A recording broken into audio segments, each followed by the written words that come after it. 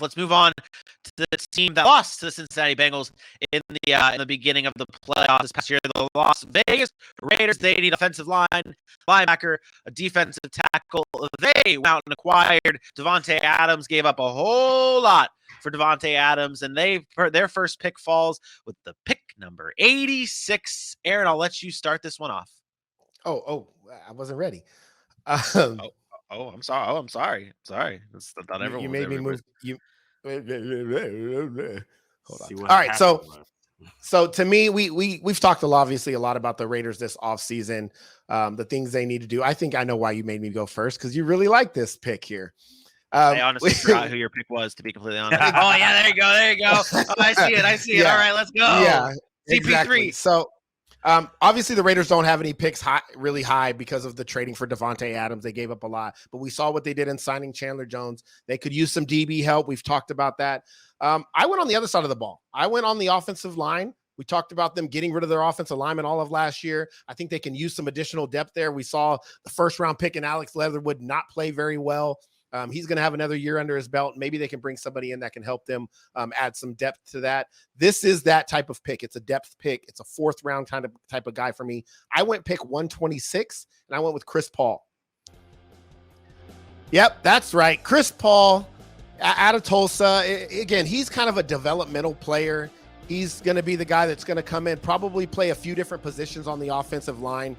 He had 10 starts at right tackle, but he can also play guard. He had 20 starts at guard, so you can move him as a backup on guys that get injured, bring him in, get him some experience. He's crafty. He has some unique technique, and he's best in pass protection, which obviously you want to keep Derek Carr upright so he can throw to Davante Adams. Obviously, he's raw. He's slow to the second level in the run game, so a Josh Jacobs might be impacted when a player like that has to come in on the field, and he has some weaknesses around his lateral quickness. But this is a guy who you can develop, hopefully have just be a backup, fill in behind somebody. And again, you're talking fourth round picks, so not all of them come in and start right away. This is a guy that can play as a backup and hopefully develop into a good young player. I like the name Jamin Brown out of Louisville, who played with the Rams or was drafted by the Rams, played 6 seasons and had about 48 starts. Very similar build, very similar technique and skill set as a Chris Paul. And I'm not talking about the Phoenix Suns guard.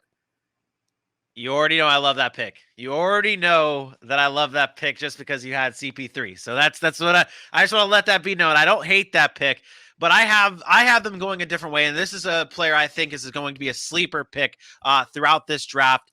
It's Tyler Smith, the offensive tackle from Tulsa. Now, this is a guy that I'm sure not many people have heard, and this is kind of what happens when we get deeper into the drafts. But this kid was phenomenal at Tulsa. Scouts are saying that this is one of the safer picks in the middle rounds, and that's huge to me, to be able to get a solid player in round 3 that can be an already ready player to step into your lineup. He led the nation in what PFF calls big-time blocks. Yes, I don't subscribe to PFF, but I found that stat. This is a guy who dominated at Tulsa. He only allowed 2 sacks last season and no sacks in 2020 on 355 pass blocks. This guy's one of the younger players of this draft. He can play guard, he can play tackle, he can play wherever you want. You can develop him, and like you said, it brought up with Alex Leatherwood, the development is there for a guy like Tyler Smith, and it's exactly what the Las Vegas Raiders need. They need to go after the offensive line. They need to make those picks. They need to protect Derek Carr and give themselves a good chance to make a run here in the AFC West. I like it. If he lasts that long, I think he goes in the second round. Really? Okay. I think the talks around him are getting stronger and stronger because of his age, because of how young he is. Again, you mentioned being one of the youngest in the draft, being only 21 years old. That's huge, right? That's somebody that could be a cornerstone tackle if he develops right, or a guard, for a long time. You're talking 10 plus seasons. So I think he ends up going in the second round. He is a tone setter. He is an aggressive mauler. He loves to explode into contact. I really, really like the pick. If he lasts that long, the Raiders are getting a steal.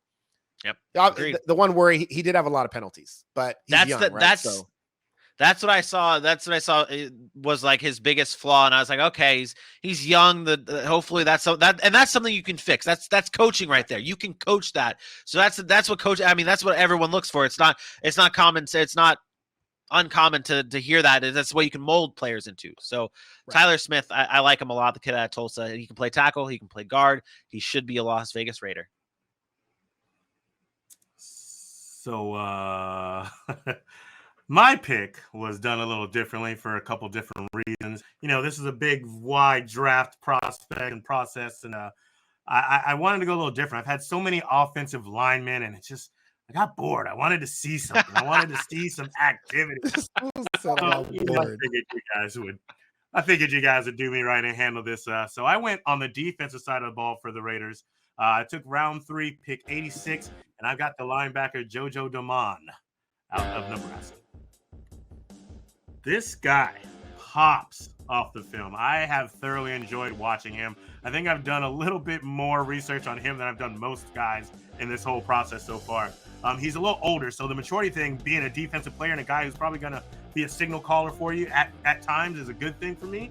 But you can scheme around him. He can play in the defensive back zone. He can play up on the line. He can play in the middle, and he's got great IQ. I'm hoping to see you playing here. If not, it's cool. I'll break it down for you guys. Another good thing I like is he actually has pretty good speed for his size, and he gets to the backfield as well as the guy I was talking about, Daxon Hill. I watched this man save 3 or 4 or 5 different plays coming off the weak side pursuit that if they got off to that edge, it was a guaranteed touchdown. And because of the way he pursues, he was able to stop it down. The play that I wanted to bring up, there was this play I want to say was Ohio State. I do not remember the team was. Not a big deal.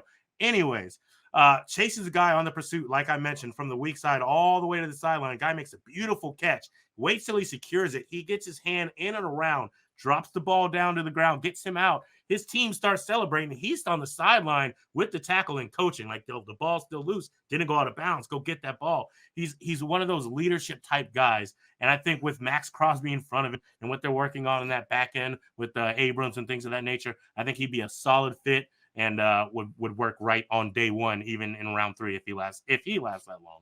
JoJo Damon out of Nebraska.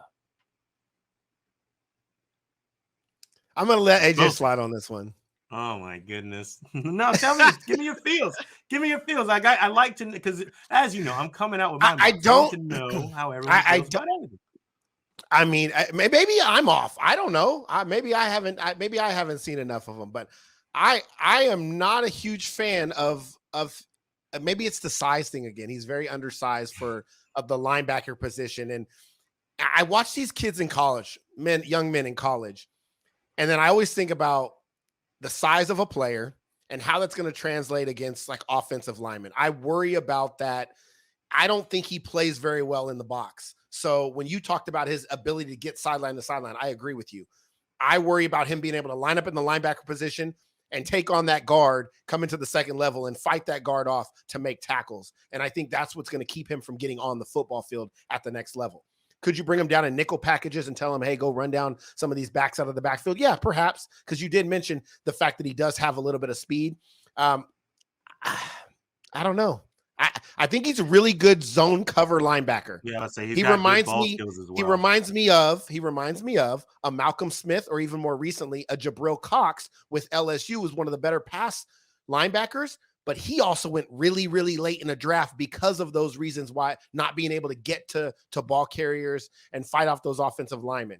When you start talking about 3rd round, 4th round, 5th round guys, this is what we're talking about. We're splitting hairs, right? We're trying to find what's going to translate, what's not. Are we going to hit? Probably not, right? We're really unsure. These things, we don't know if they translate. I have him way down. Like I have him falling to the 6th round.